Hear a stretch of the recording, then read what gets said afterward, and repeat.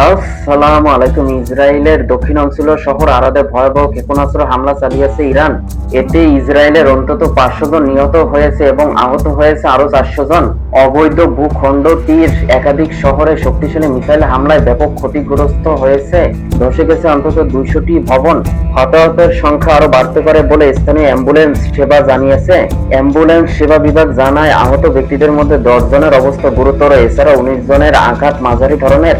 যদিও এর আগে ইসরায়েলের জরুরি সেবা বিভাগ প্রায় 70 জনকে চিকিৎসা দেওয়ার কথা বলেছিল। আহত ব্যক্তিদের মধ্যে 5 বছর বয়সী এক কন্যা শিশুর অবস্থা আশঙ্কাজনক। হামলার পর ইসরায়েলের অগ্নি নির্বাপন সেবা বিভাগ এক বিবৃতিতে জানিয়েছে যে আরাদ শহরের কেন্দ্রস্থলে আবাসিক ভবনের মাঝখানে ক্ষেপণাস্ত্রটি সরাসরি আঘাত হেনেছে।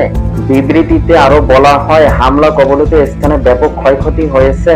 শুধু আরাদেই নয়, ইরানের মিসাইলে লন্ডভন্ড হয়েছে ইসরায়েলে আরো এক শহর। ডিমোনায় উগ্র ইহুদিবাদীদের পরমাণু গবেষণা কেন্দ্র অবস্থিত। এখানেই হামলা চালিয়েছে ইরান।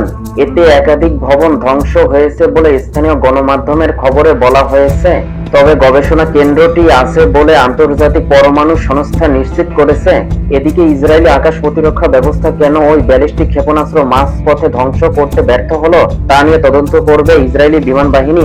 স্থানীয় সংবাদ মাধ্যমের খবরে এ তথ্য জানানো হয়েছে।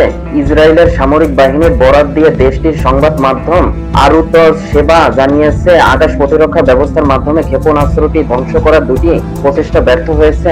এরপরই সেটি আরাদ শহরে সরাসরি আঘাত হানে। আরাদ শহরে হামলার পর উদ্ধার ও জরুরি তৎপরতা বাড়ানোর নির্দেশ দিয়েছেন ইসরায়েলের প্রধানমন্ত্রী বেনজামিন নেতানিয়াহু। এক বিবৃতিতে তিনি বলেন, বর্তমানে মাঠে কর্মরত জরুরি ও উদ্ধারকারী বাহিনীগুলোকে আরো শক্তিশালী করা হচ্ছে।